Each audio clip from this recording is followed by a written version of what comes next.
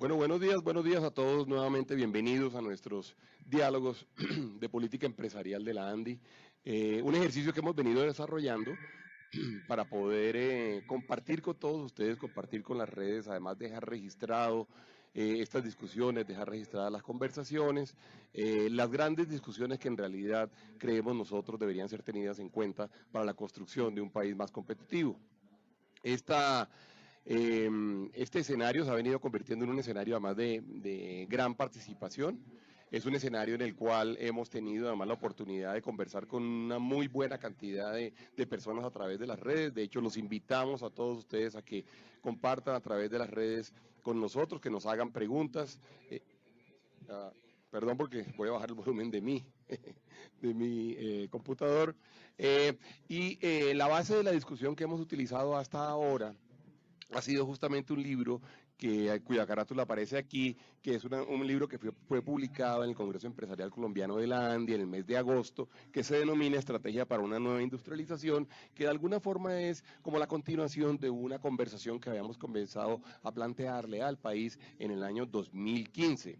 En este instante, lo que hemos venido haciendo nosotros entonces con toda esta discusión es conversando capítulo por capítulo y además también vamos liberando capítulo por capítulo en forma digital a través de las redes para que todos los colombianos tengan la oportunidad de tener acceso a las conversaciones, a la investigación y a las propuestas que la ANDI ha venido haciendo.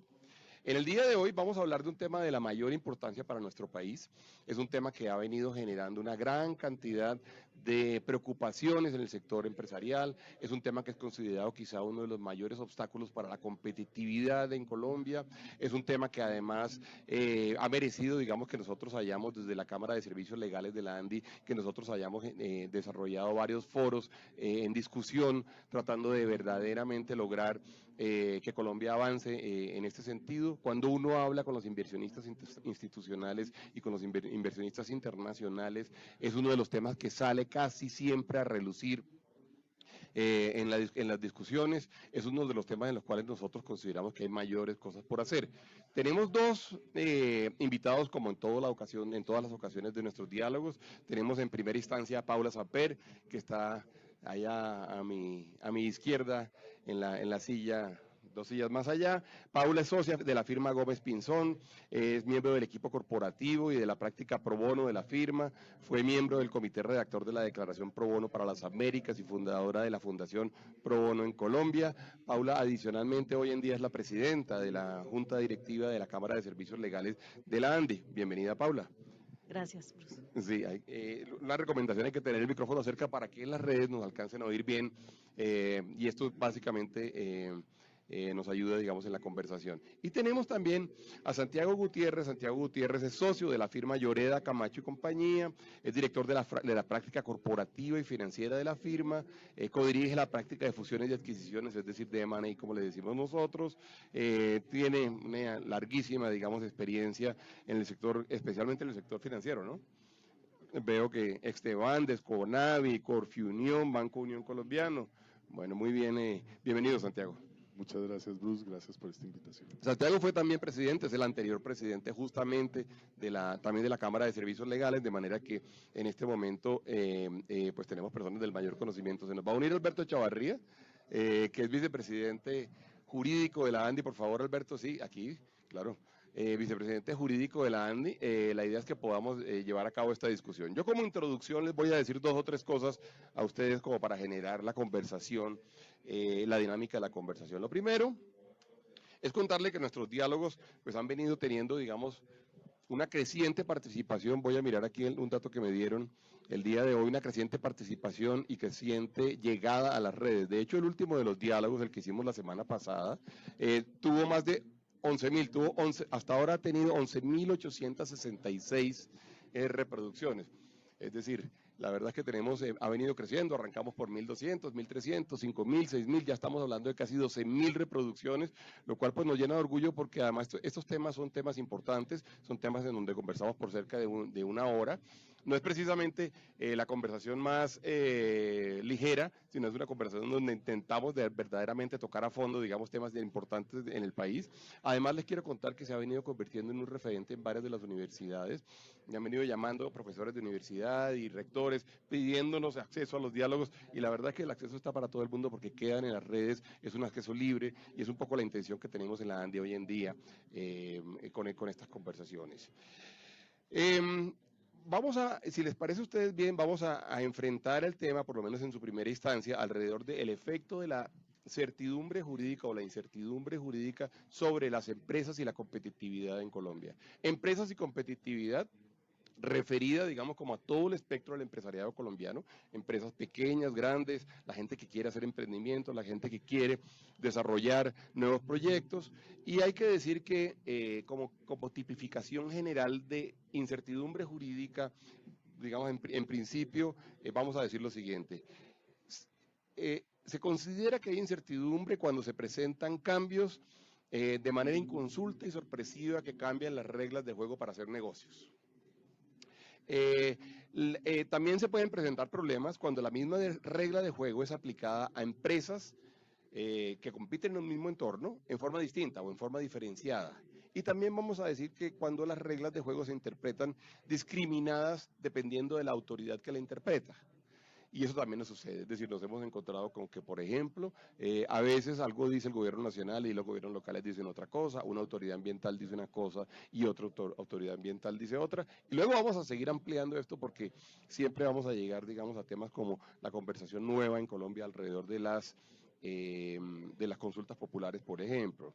Luego también decimos, digamos, desde lo positivo, que la certidumbre jurídica incrementa la inversión productiva, sin duda, promueve el crecimiento económico y social, logra mayor riqueza y mejores empleos, se aprovechan los beneficios que se ofrecen la globalización de mercados y la inserción de Colombia en las cadenas globales de valor. Y un dato que les va a servir a todos ustedes, digamos, como seguramente como dato preocupante, pero también como un referente importante, es el siguiente. Y esos son datos, digamos, alrededor de cambios importantes. En Colombia, por ejemplo, desde el punto de vista tributario, hemos venido teniendo cambios permanentemente hasta el punto de que durante los últimos 24 años hemos tenido 14 reformas tributarias. Es decir, Colombia cuenta con una reforma tributaria cada 1.7 años. Evidentemente, ahí se demuestra, digamos, el grado, digamos, de volatilidad en términos de las normas tributarias. La legislación laboral, por su parte, ha estado sujeta a permanentes cambios. Quien vio, quien leyó hoy, por ejemplo, el Tiempo se encontró con que hay un artículo que dice que hay por lo menos 5 proyectos de ley de índole laboral importantes que pudieron afectar la competitividad en Colombia. Luego, por ejemplo, en temas como las consultas previas, no existen claridades en procedimientos, en términos de las consultas populares se han venido aumentando y han venido cambiando las reglas de juego, y adicionalmente tenemos una regulación empresarial que es volátil y que tiene permanentes cambios normativos, hasta el punto de que el Departamento Nacional de Planeación hizo un estudio mediante el cual identifica cómo entre el año 2000 y el año 2016 los reguladores nacionales, las comisiones de regulación, también los ministerios que emiten política pública, el Congreso mismo, digamos, tiene un, bueno, voy a decirlo un poco al revés. Los reguladores solamente han emitido más de 68.698 normas en estos 16 años. Por su parte, el gobierno, por la vía de decretos, ha emitido más de 17.168. Hemos tenido 2.376 circulares que afectan la actividad empresarial. Hemos tenido acuerdos que superan la cifra de 2.000. Específicamente estamos hablando de 2.057 acuerdos. Y otras regulaciones de índole nacional y local suman o alcanzan la suma de 4.449. Es decir, en los últimos 16 años ha habido 94.748 normas que afectan la actividad empresarial.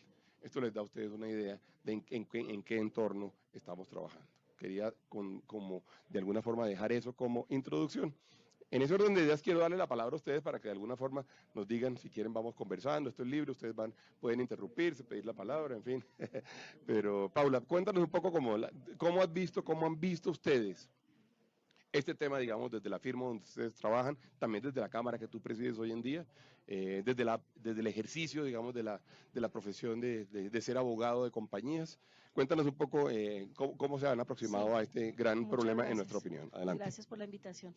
En efecto, Bruce, yo veo que los inversionistas extranjeros, por ejemplo, que llegan a Colombia, pues manifiestan mucha angustia, por decirlo menos, de lo que se enfrentan en el camino de hacer una inversión en Colombia. Desde el momento de constituir una sociedad, aunque leí en el libro de la ANDI que es uno de los puntos positivos en la seguridad jurídica, que hemos avanzado mucho en el tema de constitución de sociedades, pero desde ese momento en adelante las compañías se enfrentan a muchas incertidumbres. Por ejemplo, la diferente interpretación del impuesto de industria y comercio en distintos municipios, obviamente aquellos que van a hacer inversiones en proyectos mineros pues empiezan a pensar en lo que va a significar las consultas populares y las consultas previas. Y adicionalmente yo diría que hay un tema gravísimo y es el de la dificultad para hacer cumplir los contratos. Me pareció impresionante la encuesta que muestran en el libro, en donde creo que la fuente es el Banco Mundial, en donde… Me está pidiendo que te pongas o que hables un poco más durito. ¿Más duro? Ok. Sí, sí. En el Banco Mundial, en la encuesta del Banco Mundial, donde señalan que para hacer cumplir un contrato en Colombia en la jurisdicción nos tomamos más de 1.288 días. Me pareció increíble eso y realmente es uno de los temas que a las compañías extranjeras más les preocupa, que aquí es difícil hacer cumplir los contratos. Se enfrenta uno a una justicia que va a demorar 3 años en resolver un problema sencillo.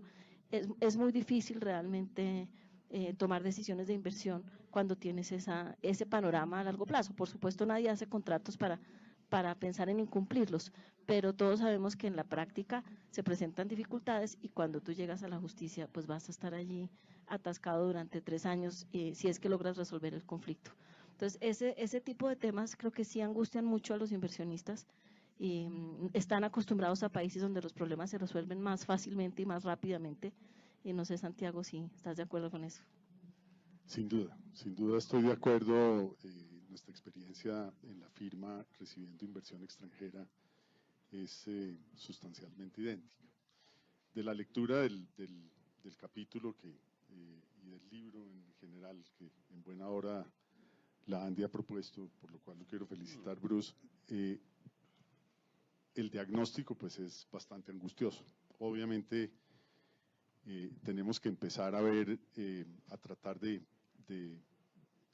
desarmarlo por sus piezas para ver por dónde podemos entrar a tratar de resolver este problema, porque la descripción que usted ha hecho lo deja uno… No está funcionando. Que no puede, sí.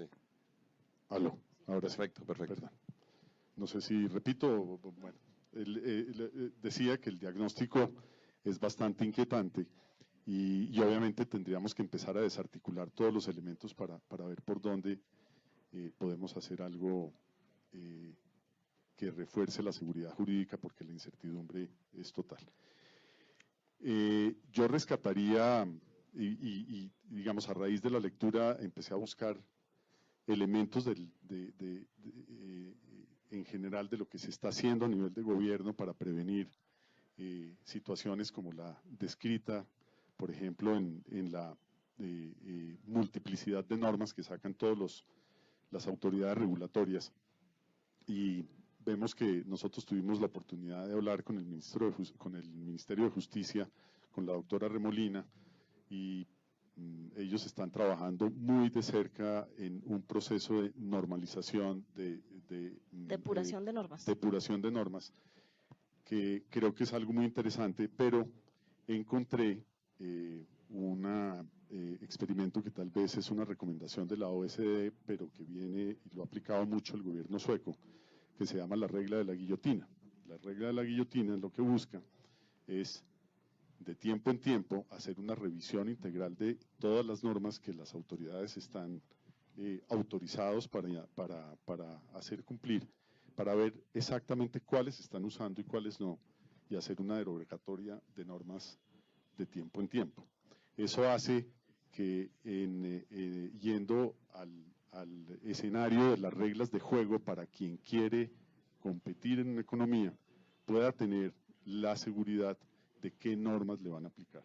Las autoridades son castigadas, entre comillas, porque norma que no incluyen dentro de su inventario de las que están usando para hacer cumplir aquello que les es encomendado hacer cumplir, las normas automáticamente se derogan. Sí. Nosotros deberíamos entrar en Colombia a hacer ese tipo de experimentos y hacerlos con mucho más juicio y mucho más dedicación. Sí, dedicación. Alberto Chavarría. Sí, gracias, Bruce. Yo quisiera plantear este inicio con un concepto desde lo macro y un concepto desde lo micro. Un concepto desde lo macro es las normas generales que imperan a todos los ciudadanos y por supuesto a las empresas. En un marco como el que estamos viviendo, en donde estamos dando un tránsito hacia la paz, estamos encontrando multiplicidad de normas. Por ejemplo, dentro de las facultades especiales que tuvo el gobierno para expedir decretos con fuerza de ley, expidió 35 nuevas leyes. En este momento… Perdón, lo cual además termina siendo una especie de milagro porque iban a ser 175, ¿no? Así es. Inicialmente el balance, en donde se querían incorporar bajo el concepto de que había unas facultades especiales, todas las instituciones y las dependencias públicas querían sacar normas por este mecanismo. Pero ya estamos hablando de 35 normas. Pero en este momento se están tramitando 7 reformas constitucionales, actos legislativos. Cuando uno mira la Constitución como la fuente general de la estabilidad sobre la cual se derivan las demás normas, tener 7 cambios de la propia Constitución ya significa de por sí incertidumbres. Pero adicionalmente hay leyes complementarias que se están tramitando en este momento en el Congreso, leyes orgánicas, leyes estatutarias y aún leyes ordinarias, que en ese marco general también obviamente abren a una incertidumbre. Y quiero cerrar con lo micro, desde el ámbito mismo de las empresas.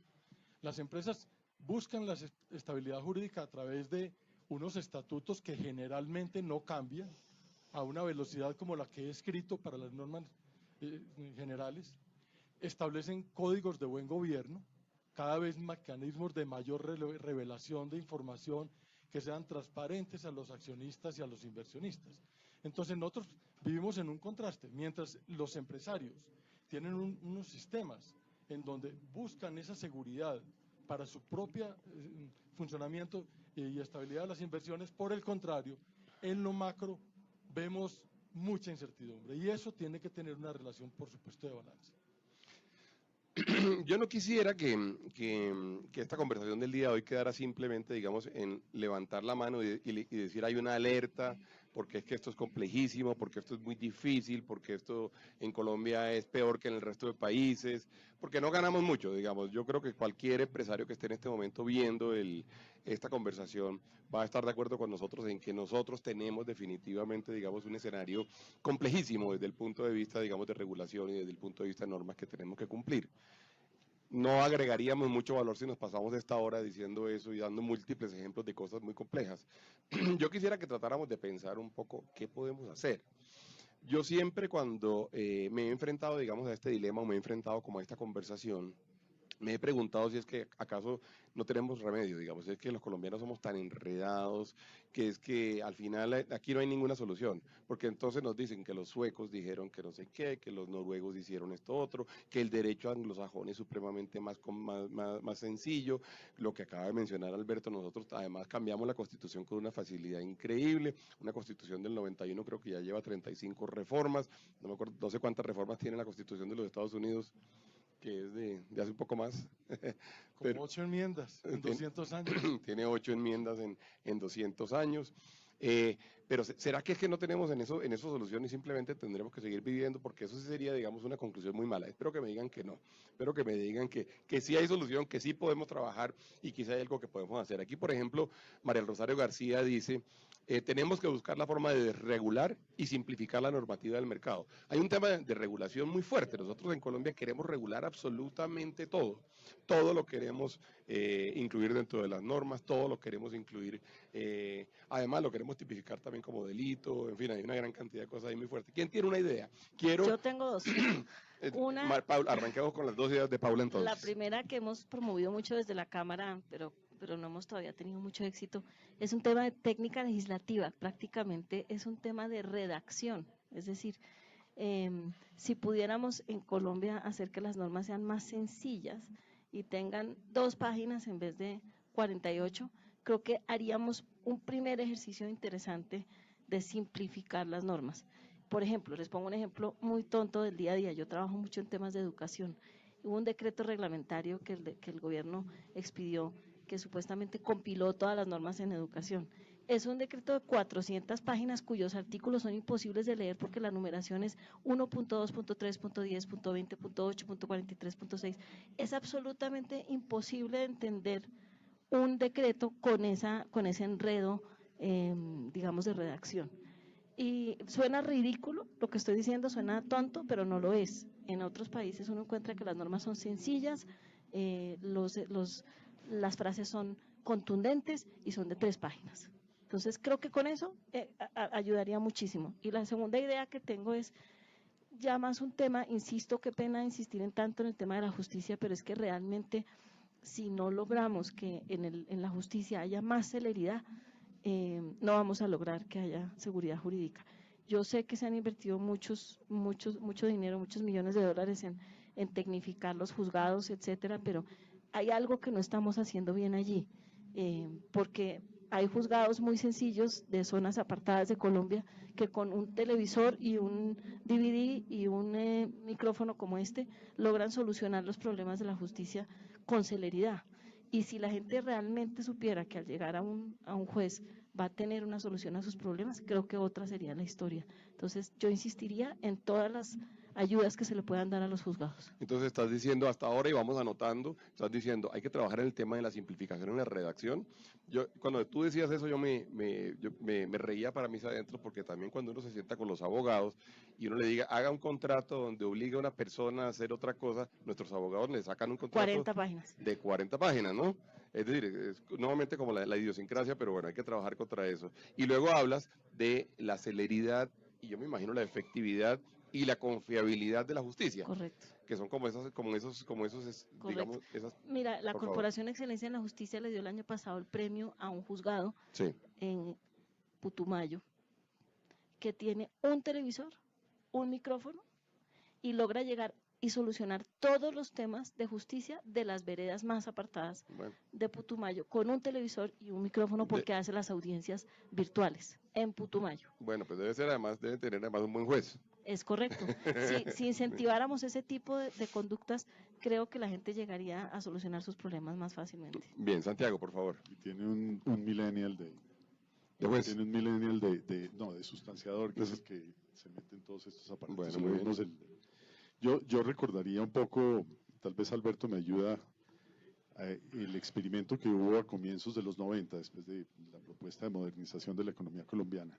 Uno de los pasos que se dio a nivel de la Superintendencia de Sociedades y de la Superintendencia Bancaria fue el sacar circulares únicas, el sacar regímenes de autorización general y todo lo que antes requería de una autorización previa, como por ejemplo la capitalización de una compañía.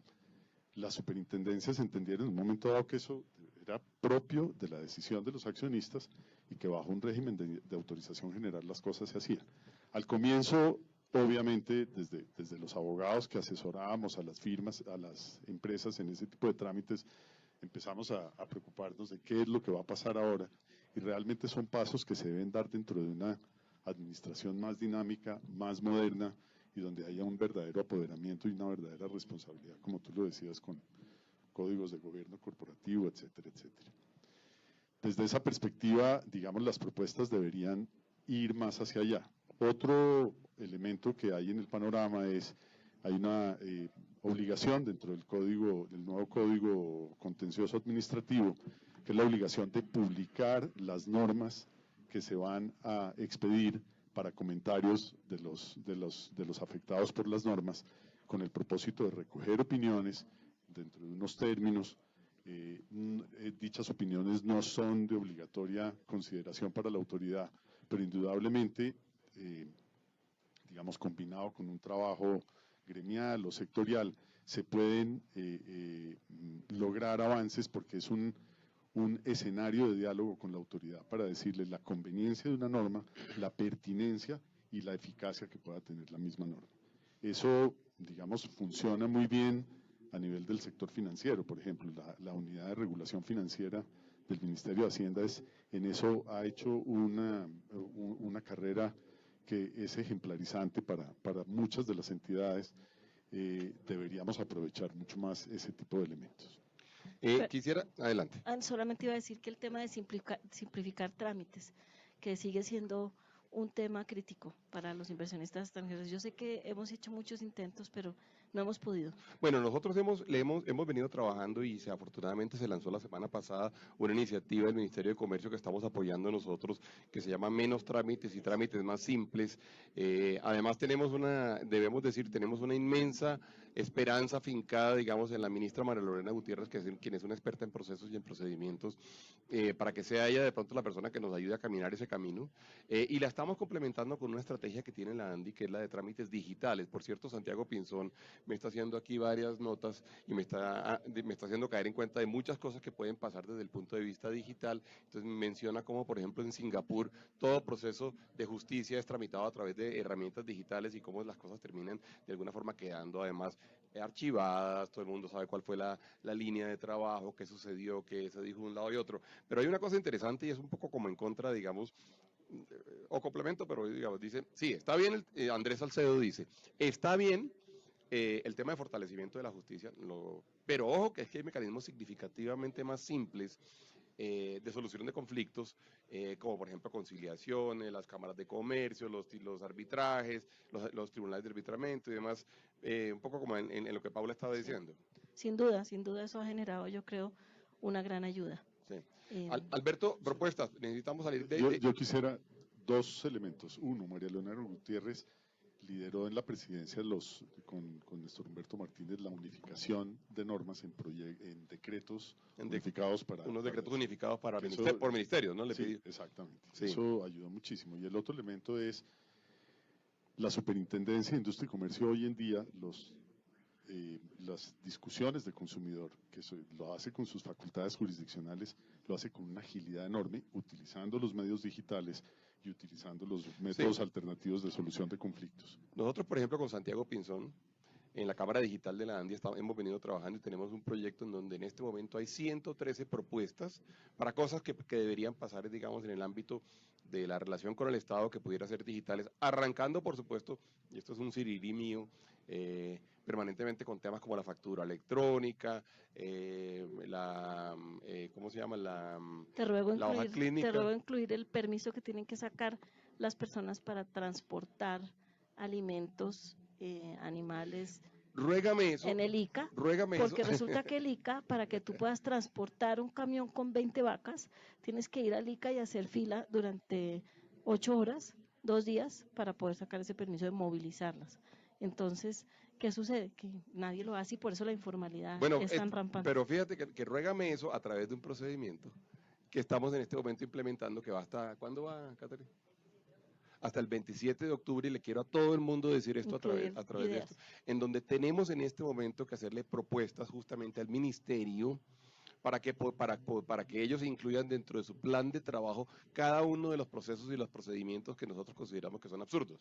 Sí, si hay una compañía de transporte que está autorizada para movilizar vacas, pues porque tiene que ir cada vez que mueve un camión a hacer una fila, y pueden no ser 20 vacas, pueden ser 6 vacas también, ¿no? Alberto quería hablar hace rato y de alguna forma hacernos recomendaciones y propuestas. Sí, Bruce, además de las que ya existen en el libro, yo quisiera dar 3 mensajes para las ramas del poder público.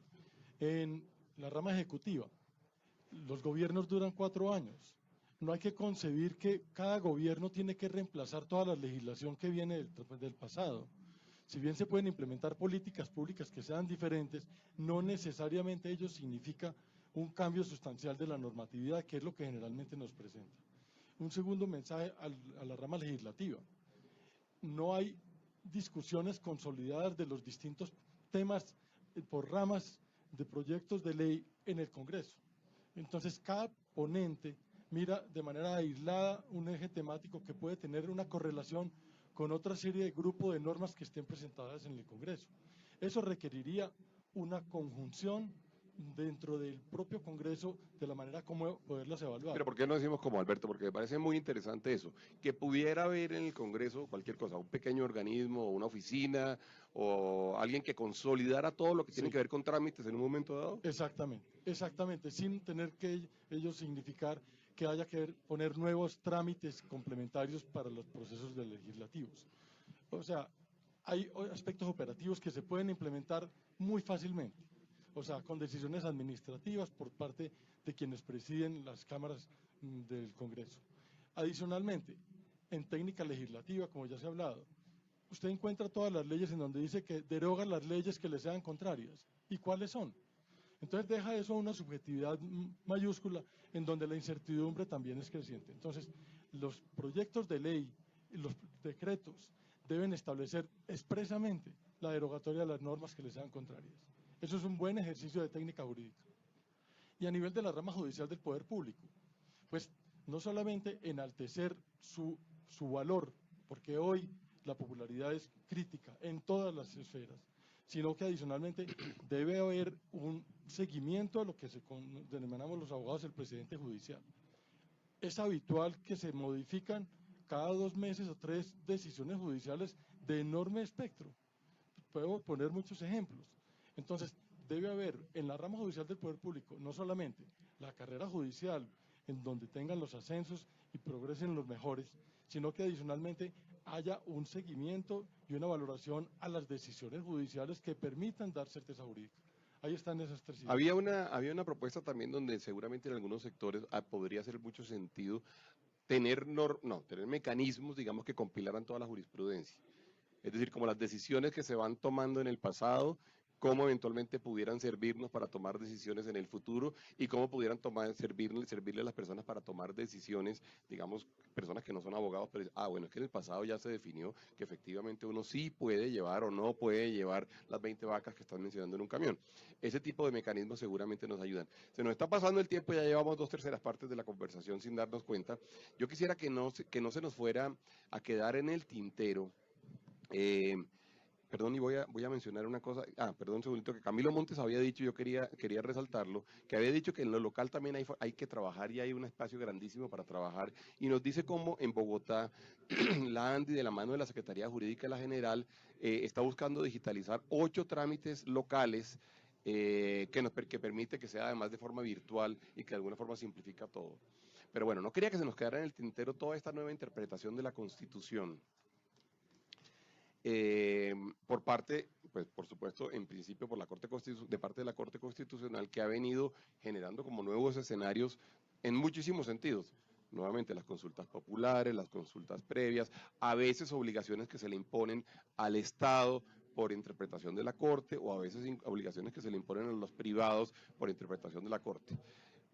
A mucha gente no le gusta hablar de la Corte, a mí sí me gusta hablar de la Corte porque yo realmente tengo mucha confianza en lo que ellos puedan decir y en lo que ellos puedan hacer, y yo creo que ellos tienen que entender un poco el efecto de las decisiones que están tomando. No sé quién quiere comenzar para hablar quién quiere comenzar a hablar de esto, porque, por ejemplo, yo estoy en desacuerdo, digamos, cuando en algunas interpretaciones que le han impuesto una obligación, digamos, incumplible al Estado, sin la menor duda. El caso de las madres comunitarias del ICBF. Esa fue una decisión que se tomó y evidentemente no se tomó en cuenta si el Estado del ICBF podía pagar eso o no podía pagarlo.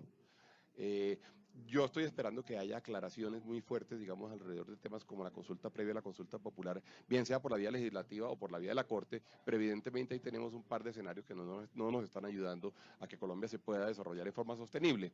¿Cuál de ustedes dos quiere? Santiago, por favor. No, yo simplemente, digamos, investigué un poquito el artículo aquel del Código de Minas que se cita en el libro y traté de indagar un poco porque antes de eso hice una revisión de las decisiones de la Corte Constitucional respecto de la interpretación de la cosa juzgada constitucional. Y me preocupa, digamos, porque la Corte ha sido muy rigurosa en describir los distintos efectos de la cosa juzgada constitucional. Y entendí, y tal vez Alberto, que ha leído esa sentencia, de pronto me lo pueda confirmar, que la derogatoria del artículo, pues, o que la declaratoria del artículo como inconstitucional en la tercera sentencia tiene que ver es con el tipo de ley que ha debido aprobarlo, que será una ley orgánica. los aspectos que vio la Corte Constitucional antes, o que le pidieron a la Corte examinarlo antes, eran otros aspectos que no tenían que ver con ese fondo. ¿A dónde voy? Yo creo que nosotros tenemos que hacer una labor, o la Corte misma y el Estado mismo, de divulgación y de educación sobre lo que son el alcance de esas decisiones, para que realmente haya un entendimiento de la función de la Corte Constitucional y del valor que tiene encomendado cuidar. Yo creo que la Corte Constitucional ha hecho un trabajo maravilloso y encomiable durante estos 25 años. Si bien se ha equivocado en cosas o nos ha sorprendido con decisiones como políticas de Estado que conllevan unas consecuencias inmedibles en términos presupuestales, por ejemplo, donde la Corte misma se tendrá que generar sus propios controles para poder evitar llegar a esas decisiones. El problema de discutir alrededor de la Corte Constitucional es que le surge a uno, por lo menos a mí personalmente, el dilema de saber si con los controles que uno quisiera que la Corte tuviera en cuenta, se pueda en un momento dado poner en riesgo las otras funciones de la Corte que han logrado, digamos, avances en este país enormes, como por ejemplo la interpretación de derechos fundamentales. Es un tema que es bastante preocupante, genera una tensión enorme, sin desconocer que desde un punto de vista práctico, para la competitividad, decisiones como la que estabas mencionando ahora, pueda generar un riesgo mucho mayor. No solamente para la competitividad, sino para la certidumbre de saber cómo actuar en esta sociedad, ¿no? Paula. Sin duda. Yo soy una gran defensora de la Corte Constitucional colombiana y me encanta hablar de ella en términos positivos porque siento que es un organismo progresista en general. En estos 25 años, como dice Santiago, he sido orgullosa de cómo ha defendido los derechos fundamentales y realmente en comparación con lo que hay en otros países, considero que es una corte maravillosa, progresista, que nos ha ayudado mucho a avanzar como sociedad.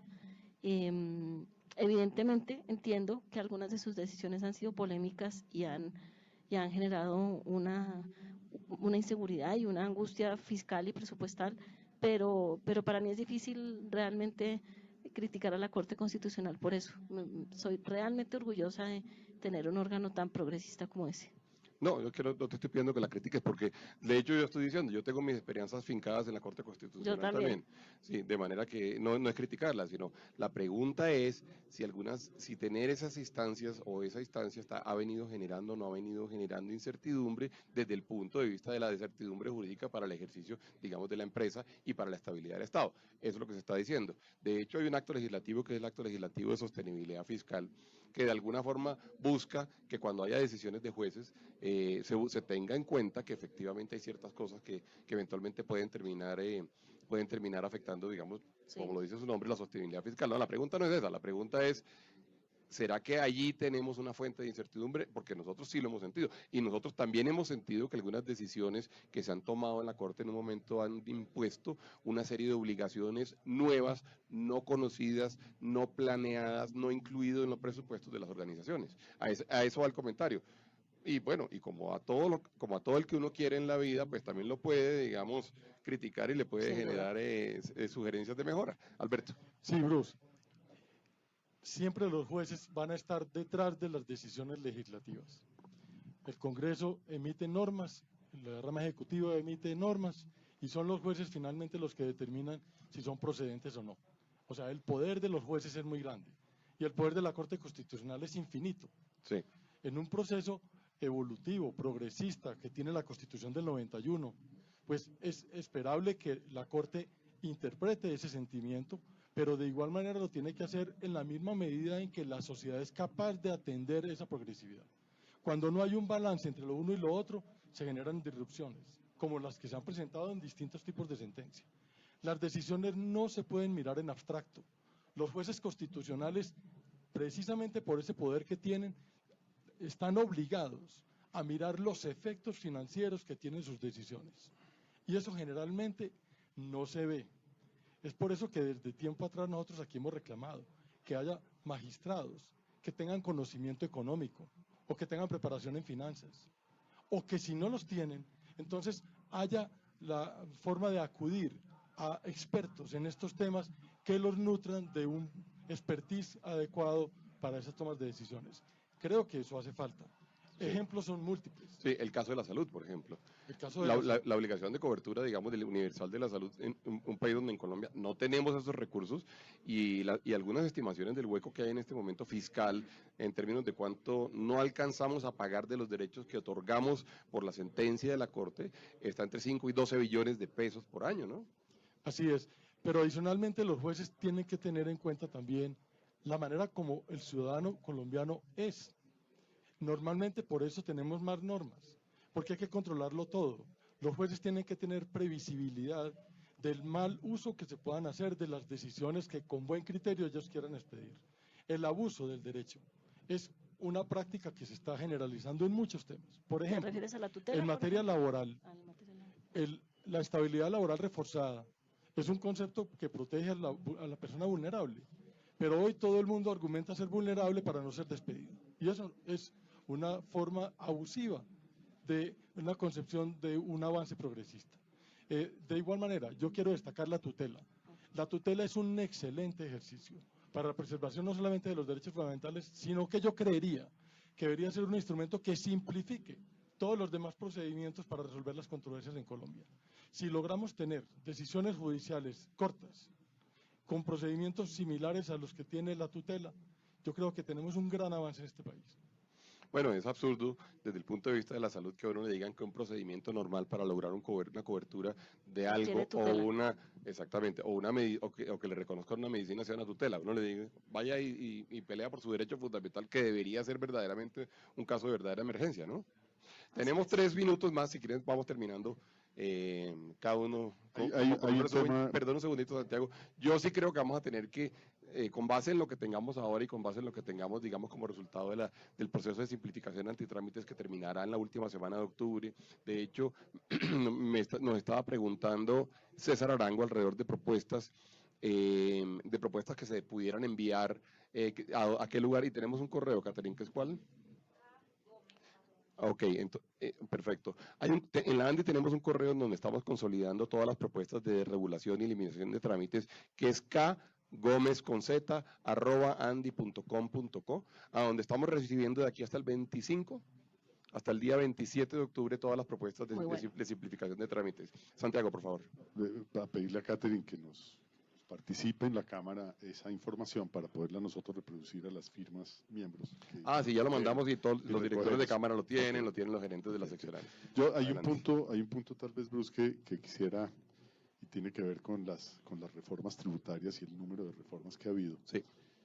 Digamos, yo creo que ese es un tema que seguramente daría para otra hora de conversación, pero donde pasan cosas tan increíbles como en la última reforma tributaria que nos vendieron, la famosa reforma estructural que al final lo fue en algunos aspectos y en otros no lo fue, y donde acaba siendo evidente, ahora que ya se aprobó la ley de presupuesto, que temas, por ejemplo, de fondo que generan, digamos, un déficit fiscal alto y necesidad de recursos que no se han resuelto, como puede ser el tema de las pensiones. Usted mencionaba ahora el tema de la salud. Sí. Digamos, yo pienso que desde el interés de los gremios y desde el interés de los administrados, deberíamos exigir más al gobierno que finalmente se enfrenten esos temas de fondo.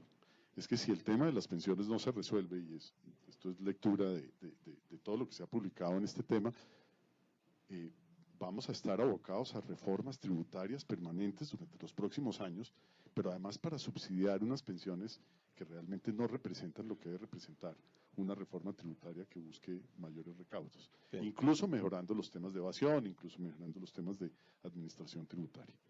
Muy bien. Paula.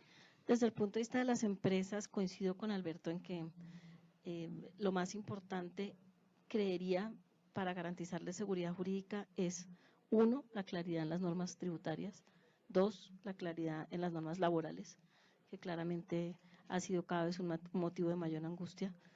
3, yo diría que muchos temas ambientales, permisos, trámites, repito, simplificación de los trámites y en general un entorno de decisiones más predecibles de los jueces, por supuesto incluyendo la Corte Constitucional, un entorno de decisiones más predecibles y que duren más y que haya un horizonte a más mediano y largo plazo, como lo dice Alberto. Creo que no podemos seguir sometiendo a las empresas a estos cambios permanentes de normas, de decisiones, de sentencias, de tutelas, de interpretaciones de impuestos, de normas locales. Por supuesto, cerraría con el tema de la informalidad y de la corrupción, que pues no podemos dejar de mencionarlo. Realmente, cuando las empresas están trabajando en un entorno como el que estamos actualmente, pues eso agrega inseguridad, porque uno no sabe si realmente estás trabajando con personas honestas y decentes en los distintos cargos que desempeñan. Bien, Alberto. Sí, yo lo sintetizo en dos palabras: previsibilidad, es decir, que todas las instituciones del Estado y los partidos políticos y quienes toman las decisiones de política pública lo hagan con una proyección de mediano y largo plazo, ser previsibles. Y segundo, simplicidad, que las normas, que los reglamentos por los cuales se mueven los ciudadanos sean fácilmente entendibles y fáciles de cumplir. Ese sería un gran objetivo que pudiéramos lograr como sociedad. Bueno, yo no tengo la menor duda del efecto que tiene entonces este tema sobre el tema de la competitividad. Así está reflejado en el libro. Ustedes van a tener la oportunidad de ver desde ahora en la página de la ANDI, que es www.andi.com.co, van a tener la oportunidad de ver en este momento el libro digital, el capítulo digital, perdón, que tiene que ver con certidumbre jurídica. Ahí están algunas de las propuestas que hemos hecho ahorita. Han salido otras propuestas el día de hoy. Vamos a tener además todo el proyecto de simplificación de trámites, los digitales y los que tiene el Ministerio de Comercio, que además estamos buscando que incluya los digitales que nosotros hemos venido trabajando hasta ahora. Vale la pena que le vayamos dando seguimiento de tanto